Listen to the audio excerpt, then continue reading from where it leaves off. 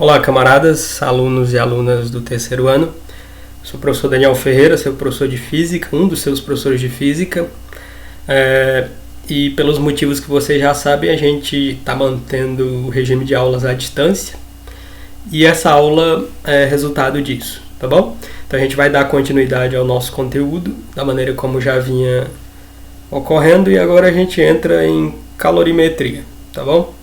É só vocês procurarem o capítulo de calorimetria no livro, no material de vocês, aí no tablet, e me acompanhar. Então, a aula é baseada no material de vocês, e estou aqui para esclarecer alguns pontos, falar de outros, resolver alguns exemplos, e ao final deixar alguns exercícios para vocês. Então, vocês terão acesso a 2 aulas desse tipo, uma em sequência da outra, a respeito da calorimetria. Tudo bem?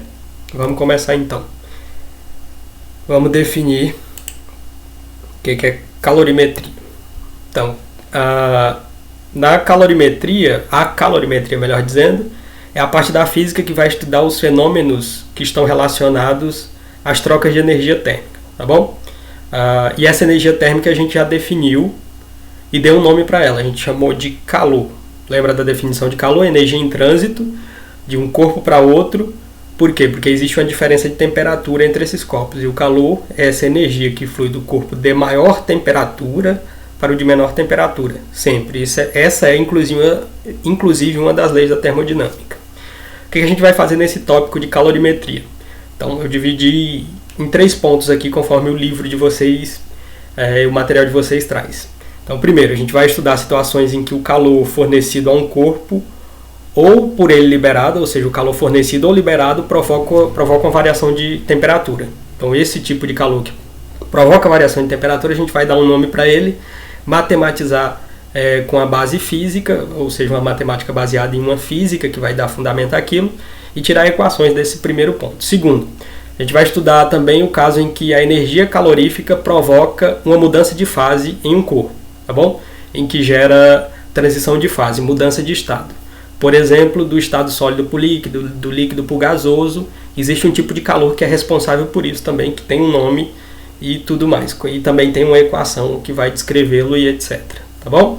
E terceiro ponto, a gente vai discutir também a influência da pressão sobre a mudança de fase de uma substância pura. E ver qual é a aplicação disso e por que isso é importante na calorimetria. Para ilustrar a calorimetria, eu trouxe uma foto do Sol. Você encontra lá no site da National Geographic, e é uma ilustração do Sol, que deve ter algum filtro de raio-x e etc, mas para exemplificar essa parte da calorimetria, tá bom? Isso aqui é uma ilustração do Sol, uma fotografia trabalhada. Então vamos lá. Quais são esses tipos de calor? Então é isso que a gente está definindo. Na calorimetria a gente vai estudar tipos de calor, são 3. Existem 3 pelo menos, e a gente vai fundamentar e explicar cada um. O primeiro a gente chama de calor sensível. Aí, para chegar numa equação para calor sensível, a gente vai precisar definir o que a gente chama na física de capacidade térmica do corpo. Depois a gente vai definir outro tipo de calor, que esse é o segundo, chamado calor específico, e vocês vão ver que o nome faz todo sentido. E o terceiro tipo de calor, se tempo houver nessas 2 aulas, que a gente vai estudar é o chamado calor latente. Tá bom? Então vamos lá. Nos tipos de calor, vamos definir primeiro o calor sensível. O calor sensível é o calor que o corpo recebe ou perde, tá bom? A quantidade de calor, já que calor é energia que flui de um corpo para outro, um corpo pode perder calor ou ceder calor. Quando você sente frio, por exemplo, o que é o frio? O frio significa que o ambiente está mais frio, está numa temperatura menor que a sua, certo? E você está cedendo calor para o ambiente. Essa é a sensação de frio, tá bom? Então, o calor sensível é um calor recebido ou perdido por um corpo e tem uma característica para ser calor sensível: provocar variação de temperatura. Só é calor sensível aquele que, ao chegar ao corpo ou sair do corpo, gera uma diferença, gera uma variação de temperatura, tá bom? E só para relembrar qual é a unidade de calor. Como o calor é energia, ele pode ser medido em calorias ou joule. No Sistema Internacional de Unidades, a gente usa o joule. E coloquei aqui para vocês a equivalência, caso isso apareça em algum exemplo ou em alguma conta que a gente precise fazer. Então, uma caloria equivale a 4,18 joules, tá bom? Caloria é aquela mesma caloria que você ingere, a quantidade de energia, realmente. Então, calor é um tipo de energia, lembrando lá das nossas aulas ainda presenciais. Beleza, aí tem um detalhe, a gente antes de conseguir elaborar uma equação para calor sensível, a gente precisa definir uma outra coisa, que é a chamada capacidade térmica. Tá bom? Como é que a gente define isso? Vai ter um experimentozinho aqui que está ilustrado aqui do lado, que a gente vai analisar, certo? Então, como é que a gente define capacidade térmica? A gente vai usar a letra C maiúscula, certo? Czão grande, e vai ter um Czinho pequeno depois. Aí vai ser outra coisa, então é bom diferenciar. C maiúscula a gente vai usar para definir a capacidade térmica de um corpo dentro de uma faixa de temperaturas ensaiadas. Isso vai ficar mais claro quando eu explicar o experimento, tá bom? Todo corpo vai ter uma capacidade térmica dentro de um certo grau de temperaturas ali, de um intervalo de temperaturas. Então a gente define por meio dessa expressão. A capacidade térmica de um corpo é igual à quantidade de calor dividido pela variação da temperatura. Tá bom? Vamos tentar entender isso. Aí a unidade, é bom falar sempre da unidade. Qual que vai ser a unidade da capacidade térmica? A unidade de calor, que você já sabe, que pode ser caloria ou joule, e da temperatura, que pode ser Celsius, Kelvin, Fahrenheit. Aqui a gente colocou a unidade usual como sendo a caloria por grau Celsius. Então, capacidade térmica vai ser medida em caloria por grau Celsius. Pode ser medida no sistema internacional em joule por Kelvin também. Então, vamos avaliar esse experimento. O que está rolando no experimento? No experimento, a gente tem um cilindro que está aqui, e esse cilindro vai ser aquecido, tá bom? Aqui existe uma fonte gera diferença de potencial. E aqui tem uma resistência elétrica, é parecido com a tal da serpentina, talvez vocês conheçam do dia a dia de vocês. A serpentina, ela é um filamento de resistência elétrica, e se liga na tomada e usa aquilo para aquecer água. Então a resistência elétrica oferece dificuldade para a passagem da corrente, e ao oferecer dificuldade à passagem de corrente elétrica, por efeito Joule, gera um aquecimento na resistência, tá bom? Então é o que vai acontecer. Então aqui colocou-se um termômetro para medir essa variação de temperatura, e dada a diferença de potencial, o filamento vai aquecer e vai transferir calor. E com esse experimento você consegue definir essa razão, porque você vai conseguir medir a quantidade de calor que você cede via essas equações aqui via a potência que você coloca aqui nessa máquina. Você consegue estimar a quantidade de calor, de energia térmica que você cede, consegue medir a variação da temperatura, e com essas duas coisas você consegue determinar a capacidade térmica de um objeto, tá bom? Fazendo esse tipo de experimento. Então você aquece o experimento, cedendo quantidade de energia que você pode calcular, e colocando um termômetro para medir como essa temperatura varia. Então, naquele trecho que a temperatura variou, que você considerou no seu experimento, você joga na equação, calcula essa variação, por exemplo, uma temperatura que variou de 20 a 60, com, sei lá, vamos supor, 200 joules de energia calorífica que você cedeu para o corpo. Aí você vai fazer a razão entre esses dois valores. Você vai subtrair aqui, vai obter dois valores, vai ter uma razão, e daí você descobre a capacidade térmica desse corpo. Esse experimento faz basicamente isso. Você pode fazer isso com qualquer corpo. Tudo bem? Então vamos para frente.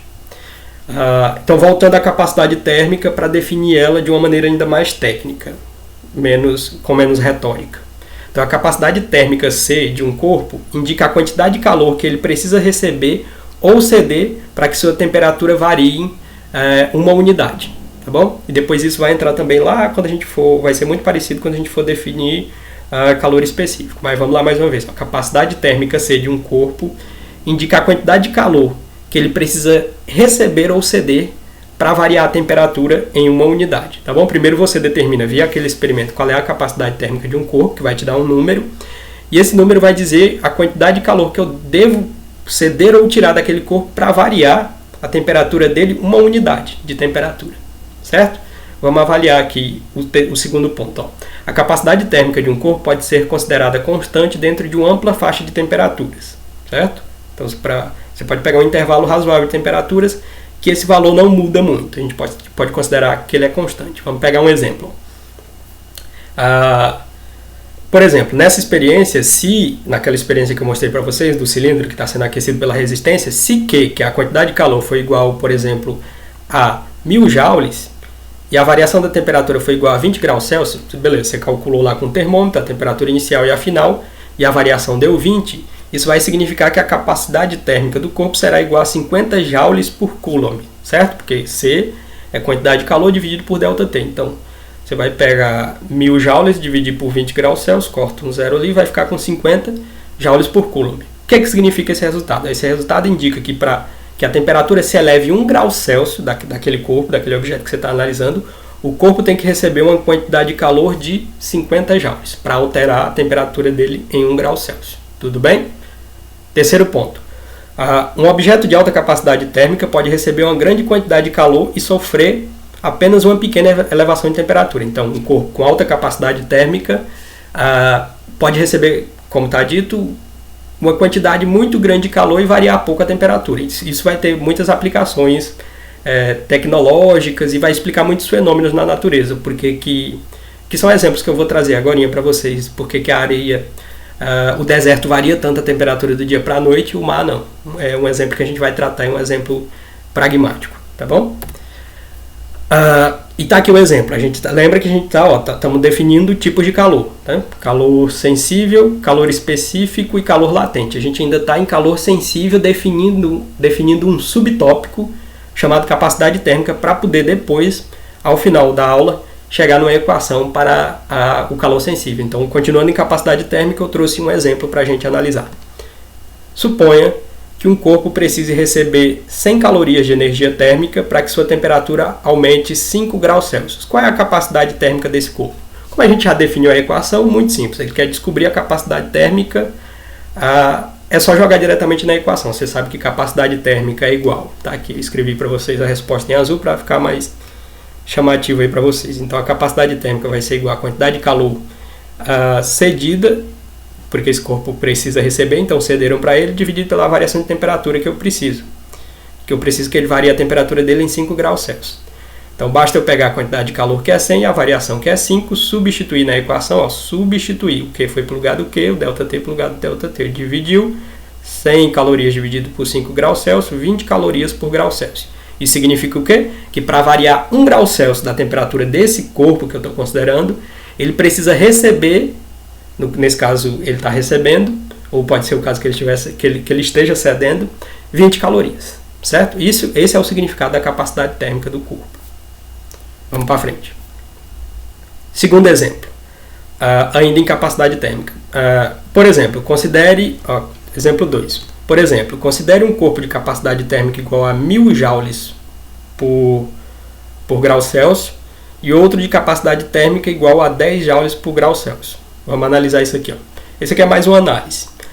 O primeiro corpo, ao receber uma quantidade de calor igual a 1000 joules, tem a sua temperatura elevada a apenas 1 grau Celsius. Tá bom? Já que a capacidade térmica dele é isso, significa que ao receber essa quantidade de calor, a temperatura dele varia só 1 grau Celsius. Ok, vamos ver por quê. É só substituir lá na equação. Você sabe que capacidade térmica é quantidade de calor dividido pela variação do tempo, pela variação da temperatura, ΔT, lembrando de cinemática. ΔT é com T maiúsculo, variação de temperatura e não do tempo. Só que aqui eu quero descobrir isso que foi afirmado aqui, porque a temperatura variou só 1 grau Celsius. Vamos ver. Ele me diz que a capacidade térmica do corpo é de 1000 joules por grau Celsius. E está considerando uma quantidade de calor igual a 1000. Então basta eu isolar ΔT para me ver qual é a temperatura, tá bom? Que esse corpo vai ser 1 sempre, certo? Para esses casos específicos aqui. Para esse caso específico, vamos ver. Pega a quantidade de calor e divide pela capacidade térmica. Então, para 1000 joules de energia, divide pela capacidade térmica dele, ele vai variar 1 grau Celsius. Agora, vamos olhar o caso do corpo que tem baixa capacidade térmica. Por exemplo, esse que tem uma capacidade térmica de 10 joules por grau Celsius. O corpo de baixa capacidade térmica, ao contrário, ao receber a mesma energia, então vamos considerar a mesma energia de 1000 joules, terá sua temperatura elevada de 100 graus Celsius. Então, se o corpo tem uma baixa capacidade térmica, ele sofre muito mais a variação de temperatura. Vamos igualzinho àquele. Eu quero olhar qual foi a variação de temperatura para essa mesma quantidade de energia. Aqui, para a mesma quantidade de energia e para a mesma capacidade térmica, evidentemente vai dar 1. Era o que eu estava dizendo ali, porque que tinha dado 1.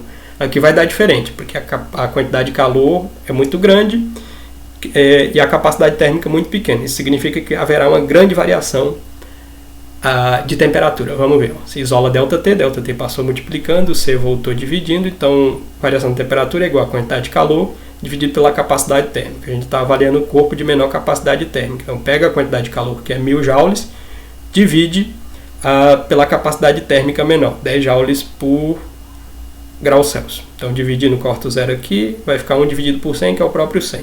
Certo? Então, de novo, foi o que foi dito aqui. O corpo de baixa capacidade térmica, ao contrário do de alta capacidade térmica, ao receber a mesma energia de 1000 joules, terá sua temperatura elevada em 100 graus Celsius. Tá bom? De 100 graus Celsius é o que ela vai variar. Certo? Então vamos avaliar, tem uma observação que eu coloquei aqui para vocês. A observação.